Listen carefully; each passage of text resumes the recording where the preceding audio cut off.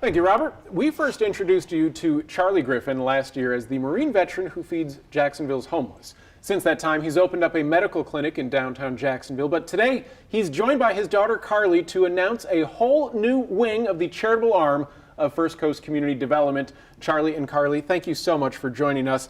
And Charlie, we've spoken to you a lot, but I got to dive right into Carly right now. Carly, a recent graduate of FAMU.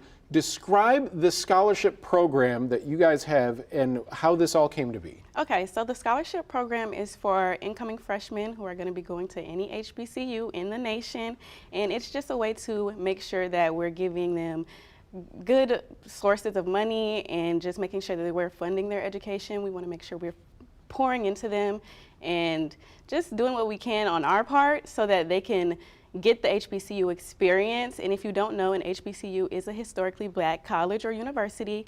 And so we're making sure that students who are minorities, black, anyone has access to college.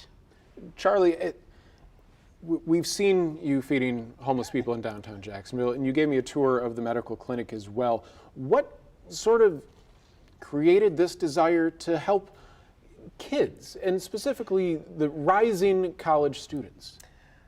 For me, Rich, really, I have 3 daughters, Courtney, Kayla, and Carly. And Carly is my first to graduate from college. And, you know, I'm always braggadocious.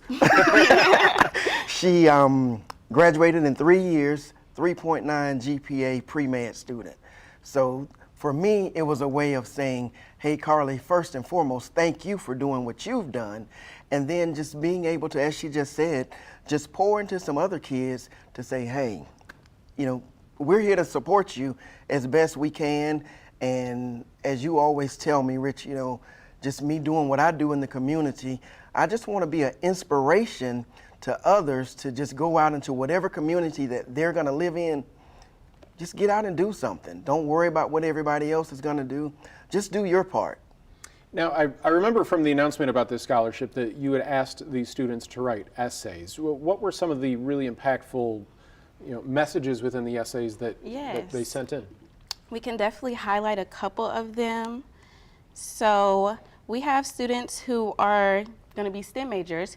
So Riley Deloach says that social justice means everything to me. I remember being in utter shock when I saw not only homeless adults, but homeless children.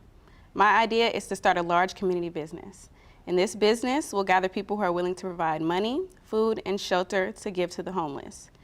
And so a lot of these essays, they were about how they're going to impact the community and how they're going to make sure that the education that they're about to receive is going to do more than just something for them. They want to pour back into everyone else and make sure they're supporting their community, because we all know that whenever you build up, we're a community. We have to pour into each other and build with each other so that we can all make a better world. Carly, how was your education at FAMU almost exactly representative of what you're hoping that these young students will eventually be able to attain? Yes, so I definitely graduated with my biology degree, and it's in a concentration of pre-med. However, I am going to get my master's in public health. And so with that, I want to make sure that I am changing the narrative of how we look at health and how we look at just people who are in need. We want to make sure that we don't ever just give anyone a side eye or leave anyone out to dry. We want to make sure that we're supporting them and we're pouring into them and we're just doing the most that we can. And so I think that my HBCU education has definitely taught me that, especially seeing the faculty, the staff. Anyone at HBCU can tell you that the people that you come across, they're always going to be there for you, and they're always going to make sure that you are doing your best and you're doing the best for the community. Charlie, let's talk about some chip off the old block. Charlie, let's talk about some cold hard cash. How much money is First Coast Community Development giving out to kids in Jacksonville? And then I see that there's a little prop behind you as well. Yes, there is a prop, if I may. Drum roll, please. So, here's what we did. Is that good? So, let's let yeah, there we go. Let Carly hold I'll help that. out and hold. Sure. Yeah. Thank there we you. go. So initially we started out, we were gonna do $1,000. We're gonna give away 10.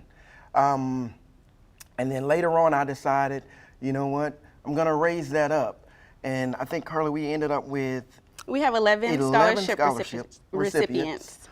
And so instead of giving $1,000, raised it up, unbeknownst to the students, they're actually going to receive, instead of $1,000, each one will get $1,500. Oh my goodness, that's so impactful. That's going to go a long, long Yes. ways towards helping a lot of kids who hope to make a serious difference in Jacksonville and many communities across this country. Yeah. Right. Well, Carly and Charlie, thank you so much for joining us this morning, and thank you for all the work that you do in Thank you, Jacksonville, Rich. Thank making you. our Appreciate community a better place to live. We really Thank you appreciate so it. much, Rich. We And appreciate you. more information about all of their charitable efforts will be within this story on firstcoastnews.com. We're back right after this.